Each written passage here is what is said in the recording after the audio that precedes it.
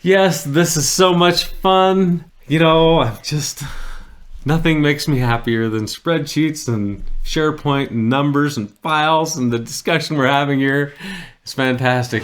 I'm Mark Olson. Luke Gibson and I have a combined 50 years in construction as fence contractors. In that time, we have both experienced failures and success. We travel the country talking with other contractors who share their experiences in hopes that their stories can make you a more successful contractor.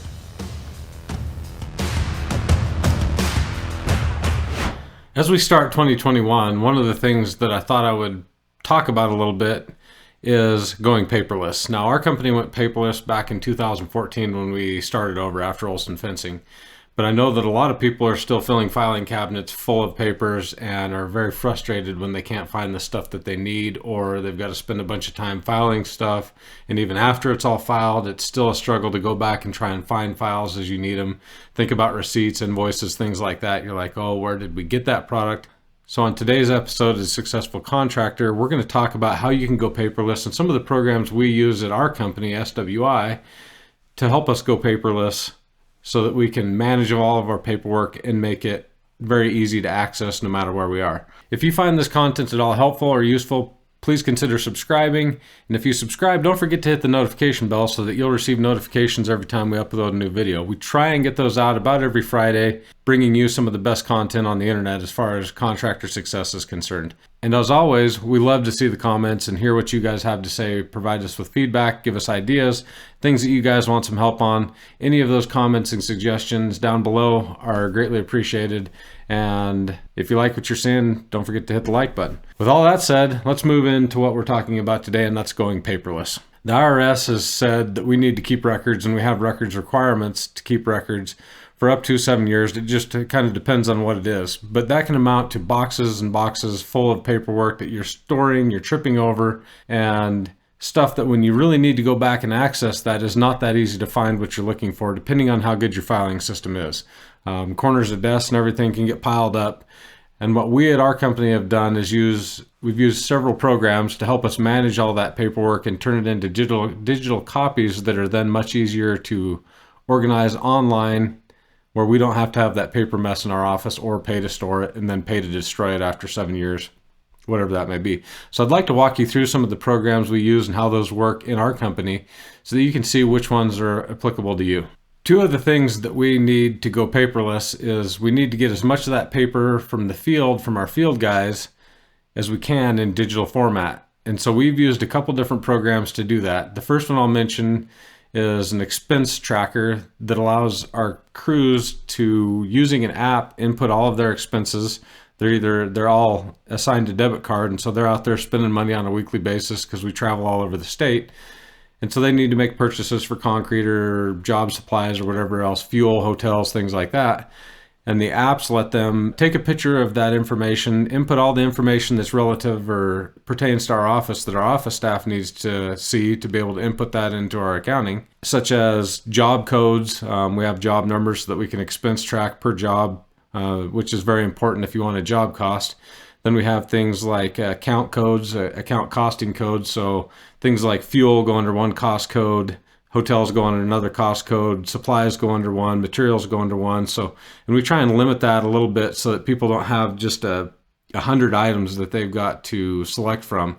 The simpler we keep that, we find that the easier it is to get the right information out of the field. So we're using an expense tracker app. We're playing around with a couple different ones. We're using another one that I won't mention right now that worked really well, but they did some things that really irritated us here recently, so we want to find something that more aligns with our value system.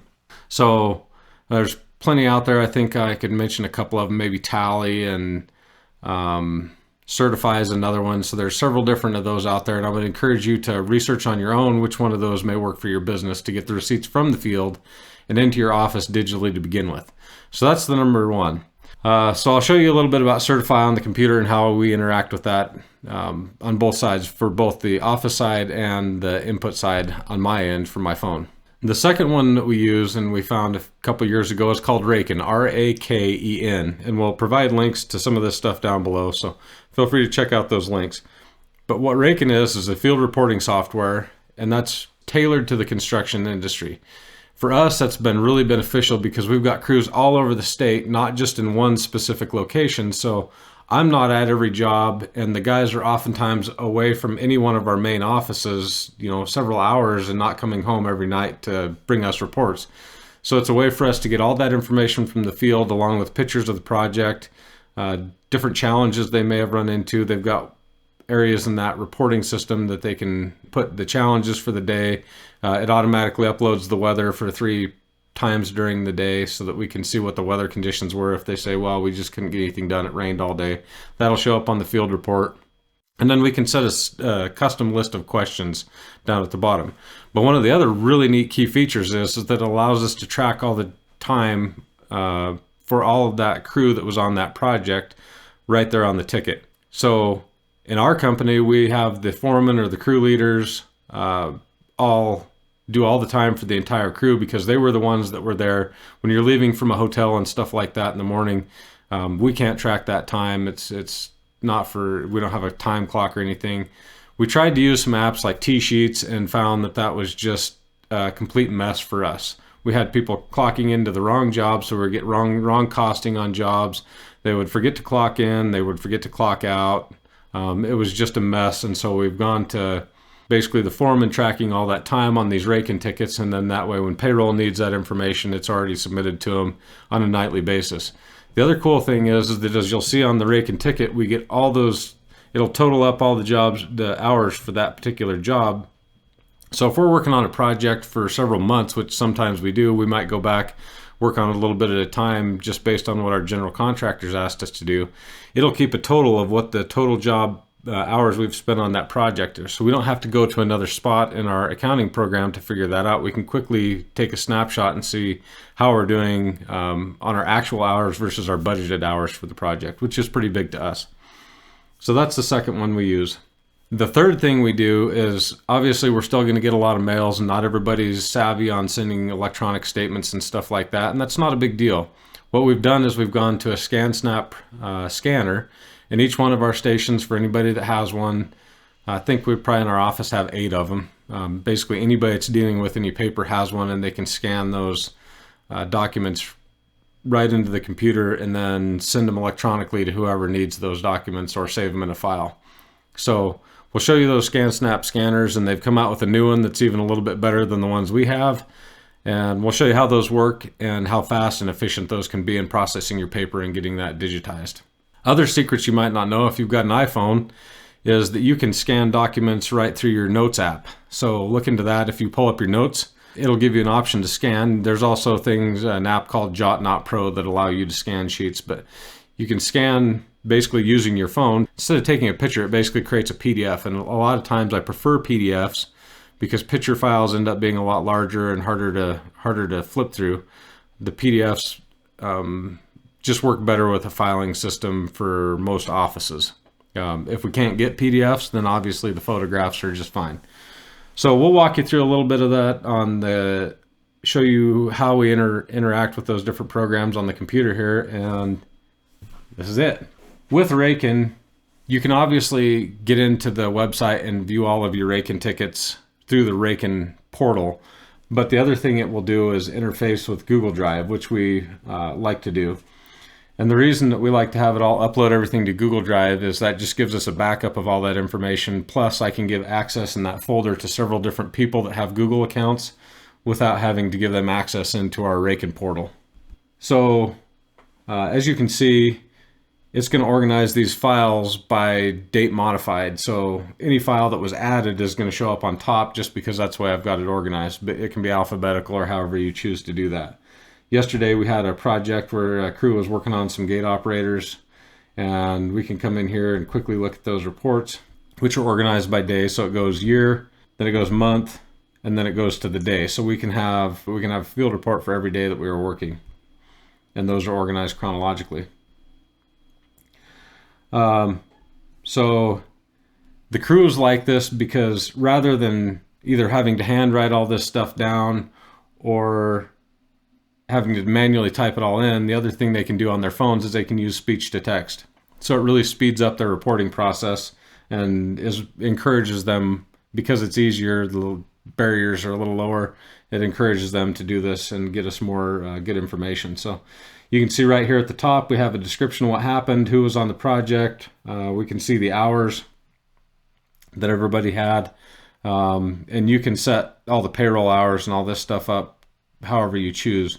But you can see who the crew leader was, who was on the project, how long they were on the project, a description of all the work. You have a place where you can put materials, equipment, any other things that may be pertinent to you in the notes. General notes, they're talking about a gate that got hit that we need to build a new gate panel for. So they've given us all those measurements when we go back and review all this. And this makes it really easy. Let's say I put in a gate operator and 2 years go by and I can't remember what I put in. And a lot of times when we've got all those photos, we ask our crews to take photos. We can go back and review all those photos and look and see what hardware is installed and what the wiring's like. Maybe we can help somebody troubleshoot on the phone if they're having a problem trying to figure out the wiring inside the operator. Then down at the bottom here, we have custom questions that we can ask our crew. So some of the questions we're looking for is the project done? Were there any accidents? Do you need an invoice for the customer? Different things like that. And the reason we ask why we need an invoice for the customer is on the day that they're going to be, if they know they're going to finish up tomorrow, they're supposed to take an invoice with them and collect payment from the customer at that time on residential stuff. So per diem, because we travel, is per diem applicable to this project? And you can set all these questions up specific to your company. So you can see down here, they've taken a whole bunch of photos of the different type of hardware that's installed and some of the problems that were experienced on the gate. It looks like there was a pad. I think they were talking about a pad that shifted. So all those notes go in here. So the next crew that goes down there knows everything that happened at this gate and what's been done and what's left to be done. These photos here, as we look at all these photos, when you click on these, it does not let you just scroll through them. It's going to pull up one photo at a time and it's kind of slow to load. So this is where, looking at this project a little bit differently, we can go into that other folder. If we go back, let's go back right here, daily reports. Let's go back one more. We have a Raken gallery, and that's where we can go in and see all the pictures. And this is also going to be organized by date. So here's all the pictures that were a part of that report. And the nice thing about looking at it this way is now I can just quickly scroll through from one photo to the next and look for all the pertinent information. So that helps me in the office, who's never going to go to the job site, check the quality of the workmanship, look for any problems that may exist, all those type of different things, because I'm getting all that information from the crew every night, regardless of whether or not they come back to the office. So that's what we use. That's Raken kind of in a nutshell. I think if you remember at the top, it was showing some weather. So right here, we can see the weather. It was 15 degrees at 6 a.m. It was 32 at noon, and then 35 degrees at 4 p.m. So if somebody, the reason they've done this is because crews may say, it was just too rainy, I couldn't get anything done. And you can go back and look at the weather report and say, oh, they just didn't try that hard. I didn't see any rain in the forecast. And for us, that's, it'd never been an issue. And the reason that's not an issue is because the time I feel like I can't trust somebody, that probably means they don't need to be in our company. I really don't believe in over spying on people. That means that there's a trust issue there, and we need to be able to trust our team. So I will say that about. But I know that there's a lot of employers out there that have a serious level of distrust with their people, and this is just another accountability factor, and that's why Raken's added that to this program. So we'll talk about Microsoft. Now, what we use to organize all of our receipts, basically our digital filing cabinet, if you will, is called Sharepoint. Sharepoint is a part of the Microsoft Office 365. Microsoft Office 365 gives you access to several different apps, a lot of which I don't use every day, but some of the big ones are going to be Word, Excel, PowerPoint, and then Sharepoint is the most used app that we use between that and Excel in our office. So what it allows us to do is create SharePoint sites, and we can, from SharePoint, create folders within SharePoint or different SharePoint sites that give different access to different people. So if you have really confidential information, such as employment information, where you've got to keep that password protected and keep that away from people that don't need that information, you can create either separate folders or separate SharePoint sites where all that stuff is housed that the general public in your office doesn't have access to. So SharePoint, we have two different sides of our SharePoint. We have one called the SharePoint intranet, and that's just a kind of an intercompany where most files are available to everybody. And then we have the confidential side where we keep employee records and things like that very, very few limited people have access to. Only the people that need that, such as the payroll department and ownership. But the cool thing for us is the way we've got our folders shared out, our folders organized, and I'll show you a little bit about how we did that. So every year we create a new folder for that year. So we have folders called 2021 now. And within those folders, we have 3 separate files that are super critical to us. One for receipts, one for payroll, and one for customers. And then we have quick links over here on the left-hand side so we can quickly access 2 of those. Payroll is not something that everybody has access to. So that information is kept confidential in its own separate folder. But the 2 that we use the most is receipts, which is going to be where all of our receipts for the debit card purchases and things like that we do, along with invoices from suppliers and things of that nature. So we just came up with an organizational system that worked for us and that made sense to us, and that's going to be very company specific. You can see I just flipped between 2 different views there. I like this view a little bit better. And this is organized alphabetically, and you can organize it however you like. But you can see we've created one for access controls, and that's where all of our gate operator parts and things like that, any supplies and vendors that are associated with our gate automation are going to go in that folder. Concretes and quarries go in here. So if we're buying any rock or concrete, all the concrete vendors go into that folder. Credit card purchases go into that folder. Disposal and sanitation for our landfill fees and stuff. So we just came up with a system that works for us, and then sometimes within that we'll create different months, such as fuel is one of those where we have bulk fuel tanks at our yards, plus we have fuel receipts every month. And so since we're only in January, we just have a January folder, but every month we'll create a new folder for all of those receipts. Now, the thing you'll see, and we'll talk about this when we get to ScanSnap, is that inside those folders, everything's dated. So it starts with the year, the 4-digit year, then underscore, then the 2-digit month, and then the 2-digit day. And then we see this is purchased at Sinclair. So everything's organized like that so that we can, if we know, maybe we don't remember exactly when we bought something, we can organize and we can look through it very, very quickly by day. I can just remember that I bought some stuff in June. I can go through and try and find those, that receipt from that particular time. It makes finding that stuff really easy when I need to reference it, and we find ourselves doing this all the time. The nice thing too about having it online is that when I need to access this stuff and I'm on the road, I'm not in my office, I still have access to everything.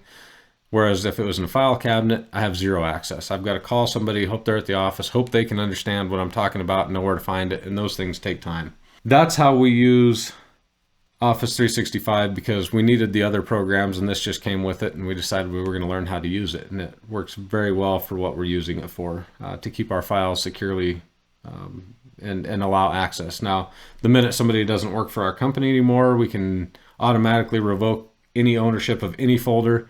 We just delete them as a user and they can't access anything anywhere. So it gives us that security that we know we've secured all of our files from outside viewership. You can see also in these who has uploaded the file. So if that's important to you, you want to know who did something or how that was handled, you can track that file to find out who's been making modifications. Other cool things about Microsoft Office 365, if you didn't know, is that multiple people can be in a spreadsheet making edits to a spreadsheet, and it'll allow you to do that and then sync all that stuff together if you do it in the online version. Whereas if everybody's got spreadsheets on their different desktops, that's not going to be synced, and then somebody could overwrite somebody else's work. We have a couple spreadsheets that we're all working on, and because it's on the Microsoft Office 365, it won't let us do anything that's going to impair anybody else's work, so it kind of syncs all that stuff together. So what I'll do now is I'll have to take you to my home office where I do most of my work and show you kind of how our ScanSnap works and how we get all those paper files converted digitally quickly and how that workflow works. And I'll show you all that if you'll follow me upstairs. So what I'd like to show you first is Certify. Now, I don't know if this is going to be the right program for you. I'm not sure that this is the right program for us, but we've been using an expense tracker for quite a while, and this is something that's key to being able to succeed at this. Right here you can find out, and you can import all these items straight from your QuickBooks software. So we use account codes. So based on what the number it starts with, depends on whether or not it's overhead, direct costs, things of that nature. So a 600 account, or one that starts with a 6, is a direct expense, job related expense. So most of our team members that are out there in the field that are filling out these reports are using this 600. They know that if they're on a job that it needs to start with a 6. So we've kept the system very simple. And then when all these reports come through and the office is inputting these expenses into our QuickBooks, they don't have to think as hard about what's going on. So they have to select one of these categories. We can put the amount from the receipt, and I uploaded this receipt here just a little bit ago. It tells the office how they paid for that, because we've got accounts, we've got debit cards. A couple of people have credit cards for some of the larger purposes and things like that. So if it's a truck, if they say anything to do with the truck, it's automatically going to ask them for mileage. So if it's fuel, they're going to ask, it's going to prompt them for mileage, and that's very convenient if you're tracking how far people are driving. So it's just another check and a balance to make sure everything's being done right. It'll ask them for a unit number along with their mileage. And then here's the part that if you're going to do job costing, you've got to know what job that's going to. So it's not like every single receipt that comes in, if it's got one of these 60,000 account codes, needs to be coded to a job, and we have to know what project we're working on. They have to fill that out. We create job numbers for every single job. And so they are given a list of all their job numbers. Every job they're on, they know what that job number is, and then they input this. They put the vendor in. And the nice thing about all this is that not only do I have all this information saved in SharePoint, Microsoft SharePoint, but I've got it saved here as well. So if I ever need to go back and search here, I can search for a vendor in Certify or whatever program you're using. Usually they're all stored here, and you can go back and search for all that. Location, so where they were at when they purchased it, and then if it's a reimbursable expense. If you have people that are using, maybe they had to buy something and they didn't have the funds, or something happened, or they bought it on their day off, and I don't know, things come up, and sometimes they have to buy things on their own, so it can tell them that, hey, I need to be reimbursed for this, and they can flag that. Then we have a box here. If we're doing T&M stuff, we can check that as billable. So this is a little bit about Certify. Just one program. There's many out there. I would hope that you guys would research that a little bit and choose one that's going to work good for your operation. But this is a little bit about how ours is set up. They can then add this report, add this receipt to a report, and then send that on to the office. And then the office basically approves that report, grabs all the information off there, and then stores these files on our SharePoint site. Now, I forgot we need some paper. What do we got down here? Oh yeah, hey, look, paper. Oh, we just got our mail. You know what came in today? Guess what came in the mail today? I'm not gonna say it, but all this stuff came in the mail. So, we're gonna run this through a handy dandy scanner. And, oop. There we go. Put that thing up like that.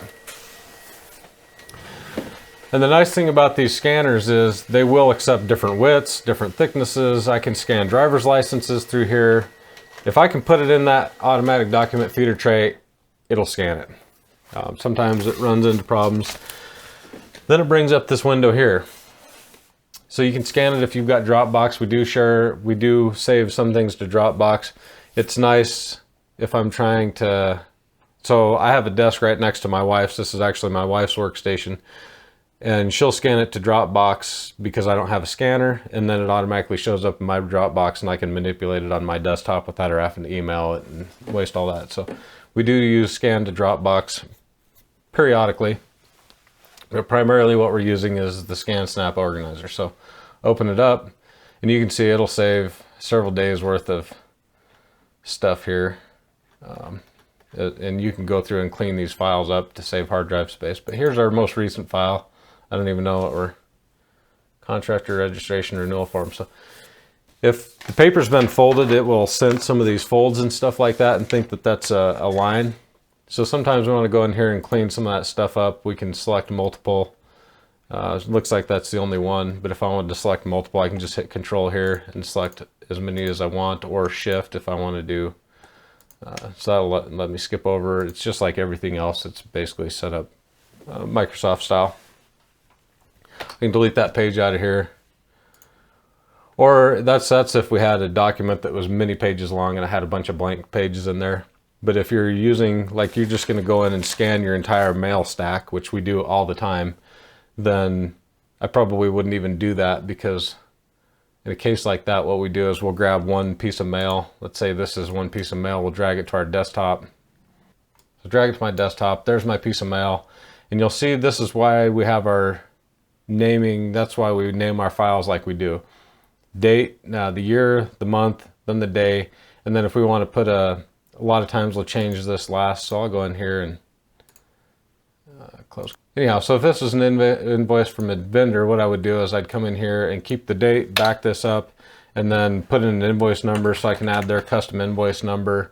Maybe I don't have an invoice number because it's something I ordered off of Amazon. I'll put a description that I ordered a ScanSnap scanner off Amazon and put that in there. Just anything that's going to help me find that later on, because chances are you may need to come back and review that.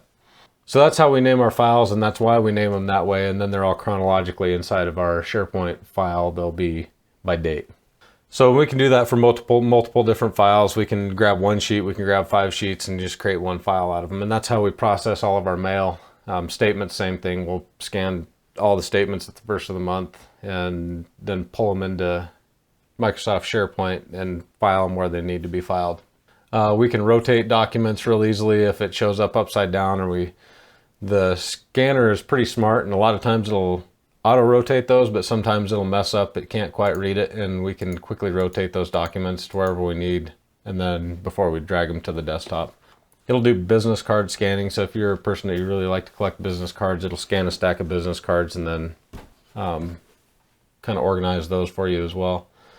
But the one we have here is called the ScanSnap IX 500. Now they came out with the IX 1500. This is actually discontinued. And the 1500 has a little bit better automatic document feeder, and they dropped the price by about $100. So those are available on Amazon, best place to buy them. And once you buy one of these, you're going to want multiple. Everybody that processes paper is going to want one at their desk station. That's the only way we've found to really get everybody to buy into it, is for everybody to have their own. It's not very convenient to bring all the papers up and then have them email it to somebody, especially when you have multiple locations and different parts of the building. It's just trying to pick up people's efficiency so they don't have to leave their workstation to do the work that they need to. Is where we find value in these. Not to mention the fact that we can go back and review all those documents later on, find them all very easily, and we don't have stacks and stacks of paper everywhere. I don't have one single filing cabinet in this office, not one. So that's how ScanSnap helps us go paperless, and hopefully it can help you too. We'll drop a link in the description down below so that you can see what ScanSnap we recommend, and would highly suggest that you pick one of those up. It's almost impossible to go paperless without a way to get those files digitized. So this is serious business. This is serious. Paperwork's serious. You know, this is one of the videos that I didn't really want to make because it's just super serious, and I'm not really about being all serious. Sometimes I like that. So I'm sorry that if this is a little bit too serious, but hopefully you got a little bit of good information about it. In the next video, we're going to smile a lot more. And until then, you have a great day.